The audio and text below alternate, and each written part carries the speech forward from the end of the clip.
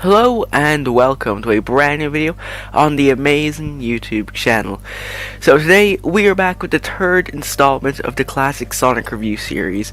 So we've done Sonic 1 and Sonic CD so far. As I said in the CD review, I'm skipping Sonic 2 for the time being. I may eventually get back to it, I don't know. But for now, let's talk about Sonic 3 and Knuckles. First of all, we are not talking about Sonic 3 individually or Sonic and Knuckles individually, because, well, I'll just give a quick history lesson if you're unaware, but, like, basically everyone who's watching this should hopefully be aware of this. So yeah, Sonic 3 and Sonic and Knuckles were not meant to be released as two separate games. They were in fact meant to be one entire game, but due to development restraints, they were forced to split the game in two. But via lock-on technology, you can put the Sonic 3 cartridge onto the Sonic and Knuckles cartridge, and bam, you get Sonic 3 and Knuckles. But we aren't using the Mega Drive or Genesis, whatever you want to call it. We're using Sonic 3 Air, which is the definitive way to play the game, or Sonic 3 Complete. One of those two. Up to you, but I'd say go for Air.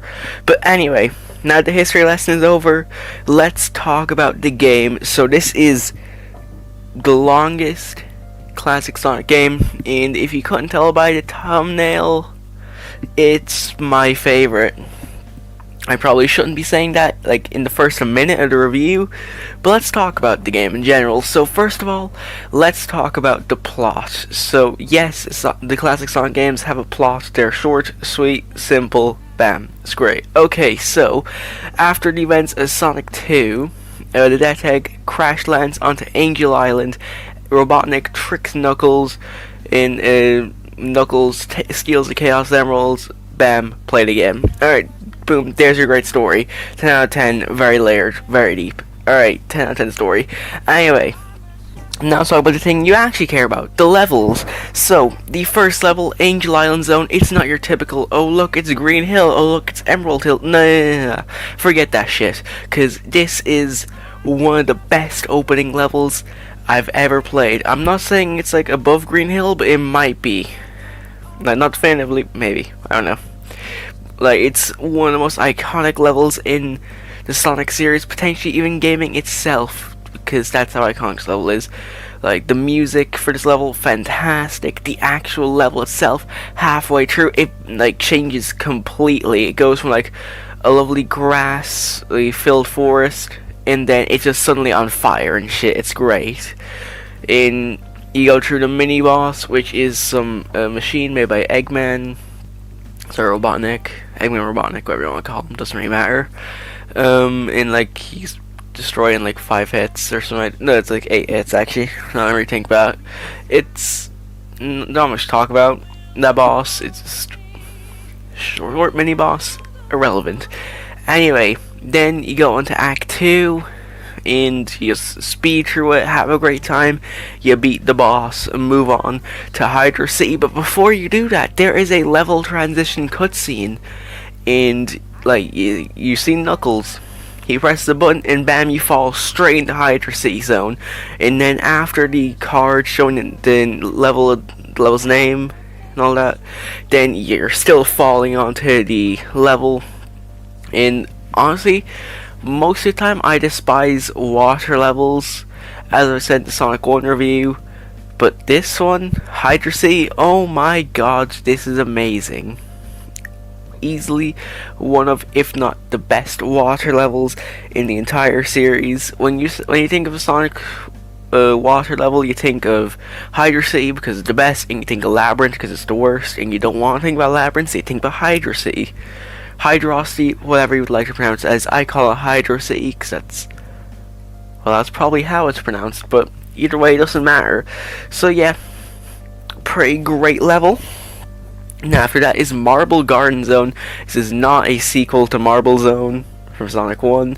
No, completely new level, and it's incredible. Like, I'm going to keep saying most of these levels are incredible because that's just what they are. Like, it's hard to explain why they're incredible. You have to like play it for yourself to understand for a majority of them. Like, you're with Act 2 of this one, you're like trying to like get up to the top of the level before like the walls crush you. Like it's really creative. And like the boss, like it's kind of, like you're like you're being held up by Tails, and you have to like jump on Eggman, and like you'll fall, and then Tails will rush down, save you, bring you back up, and your fight continues. After you defeat Eggman, Tails flies you over to Carnival Night Zone, almost like Casino Night. I had to quickly like check the notes. Yep, so you're still flying into Carnival Night Zone, and this is the level to where most people probably stop playing the game. Not because it's a bad level, not at all. This level's fantastic, but there is one thing in particular that everyone hates on their first time playing, and that, ladies and gentlemen, is the barrel. Like the name disappeared from my head for like a split second. The barrel in Carnival Night Zone. So if you don't know how this works, the Barrel of Doom, as I will now be dubbing it, it's basically a rotating barrel that you have to use to navigate through a little bit of the zone to like progress further, but the game doesn't give you a clear instruction of how to do it. So with the Barrel of Doom, you have to move the controls up and down, and just keep doing that until you're able to, you know, get to where you have to go.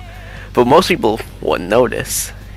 Well, nowadays they would, but like back in the day, like even newcomers to the game, they wouldn't notice, and that's the end of their journey. But after you survive the Barrel of Doom, you head on to Ice Cap Zone, and oh my god, this level, this has to be one of the best in the series. Like, you start off snowboarding down a snow mountain. It's such a great way to start, and like, this level's one of the best snow levels, or ice levels. Yeah, it's ice level, I'm saying snow level, but it's fantastic. I love Ice Cap, one of the best zones in the entire series, and especially this game. I think maybe like the Sonic Adventure version. No, I wouldn't say it's like better, but like it's still really good. Both versions of Ice Cap, Adventure, or Tree and Knuckles, fantastic. Next up is Launch Base Zone, which is the final zone of the regular Sonic tree. Because as I said, the games were split in half. This is like the full package. This tree and Sonic and Knuckles combined into one. So this is normally where, if you just played Sonic Tree standalone, this is where your adventure concludes. And it's a good level. Nothing too remarkably special about it. The Big Arm boss fight, I believe that was the name of the badnik. No, the boss. Not fully sure. Big Arm's pretty good way to wrap up the first half of the game. It's a challenging boss, and once you get through it, you move on to Sonic and Knuckles portion of it. Now, assuming by now you would have completed all the 7 regular special stages, which you go through the giant rings to enter Blue Sphere mode. And this is where you have to collect all the blue spheres, avoid all the red ones, and you secure a Chaos Emerald. So by this point, you should have the Chaos Emeralds and the ability to use Supersonic. If you don't worry, it's grand. You can still get Supersonic in Knuckles portion of the game. So in Mushroom Hill Zone, there is an exclusive cutscene to Sonic Tree and Knuckles, to where after you like go through like the first like half a minute of the level, you're forced to stop, and you watch Knuckles go into a secret area, and you see the big ring that will normally bring you blue spheres, but it's flashing loads of different colors instead of just being gold. You jump into it, you're brought to the Hidden Palace Zone, to where all the Chaos Emeralds leave Sonic's body and just go into this and charge up into the Super Emeralds, but you can't use them until you power them up. So you have to jump on top of the Super Emeralds, re-enter some new Blue Sphere stages, and secure Hypersonic through the Super Emeralds. Anyway, so after that, Mushroom Hill plays as it normally does. Which, if you've played Sonic and Knuckles, or you've played Sonic 3 and Knuckles, you know Mushroom Hill, great level.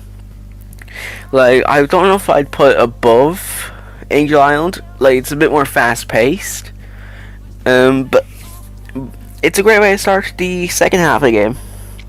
Next up is Flying Battery Zone. A fun fact about Flying Battery is that originally, this was meant to be before Ice Cap Zone, and the snowboard used at the start of Ice Cap would actually be a door from the Flying Battery airship, but they had to change levels order last second.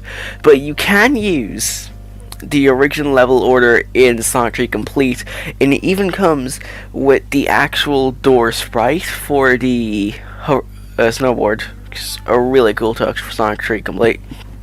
Anyway, so Flying Battery, well, you've probably played it, so I don't really know what there is to explain.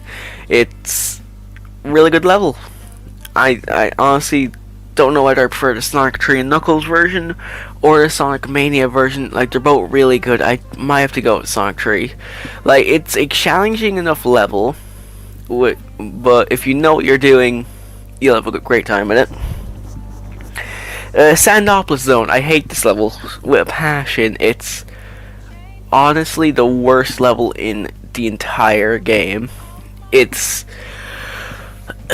just a complete drag to play. And like, I don't know whether it was the mini boss or the main boss. I honestly can't remember, but it was like one of them. Like, you're fighting this like sand titan golem thing. I don't really know what the fuck it was called or meant to be. And like, you hit it, but it doesn't actually do damage to you.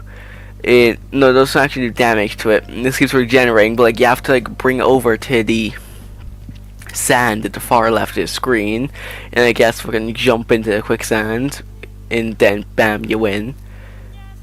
Underwhelming. Yeah, it was a mini boss. I remember. It was boring mini boss. Underwhelming. Not great level. In Act 2, it's the worst. It's got like the fucking the light mechanic thing. It's just terrible. Like, every few minutes you have to like hit these switches to like stop ghosts from coming at you, and like it drains your rings and shit. Oh, it's just painful. Don't really I can't really explain it that well, but just know it's a terrible level. 0 out of 10, one not smash.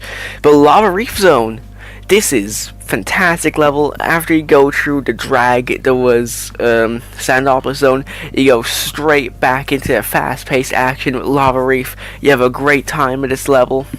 You can never go wrong with some Lava Reef Zone. And I mentioned the Hidden Palace Zone a few minutes ago. This is not the same Hidden Palace Zone from Sonic 2 that got cut. Everyone knows all about that one. No, this is a different one.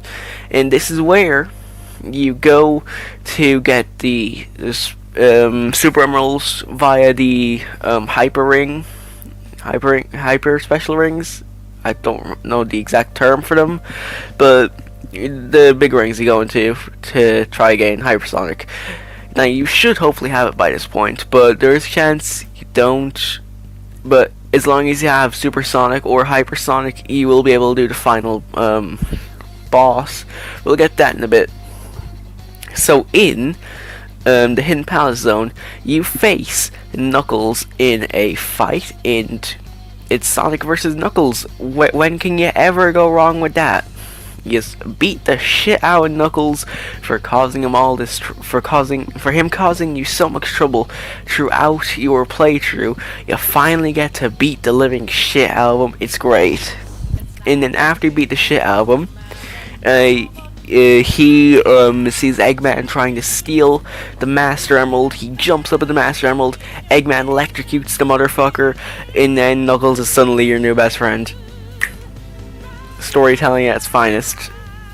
And then after that, you move on to the second last zone of the game, Sky Sanctuary Zone.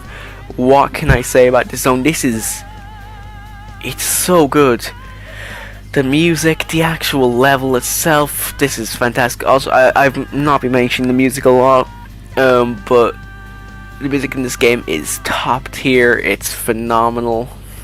You can never go wrong with a Sonic 3 track, but you know, because those Sonic 3 tracks, you also can't have the game be released on consoles because Michael Jackson's involved in the shit. It's weird, it's complicated. I'm not talking about it. Go look up the Sonic 3 music debacles for yourself. If you don't already know about them, you have fun doing that. Anyway, back to this. So Sky Sanctuary, fantastic level. I love this version of it, and I especially loved the Sonic Generations port of it. This level is just fantastic.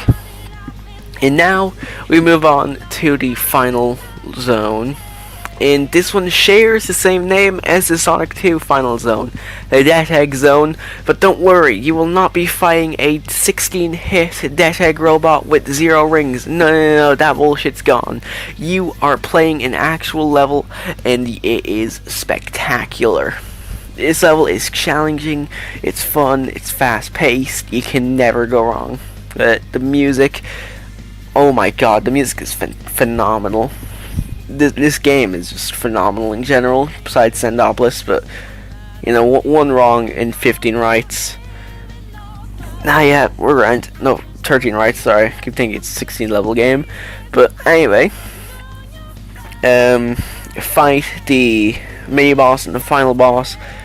But, well, it isn't actually the final boss, because after you defeat the main boss of Death Egg Zone, you then play the true final boss of Sonic 3 and Knuckles, and this is where Hyper or Super Sonic comes into play, because now it's time for Doomsday Zone. You chase the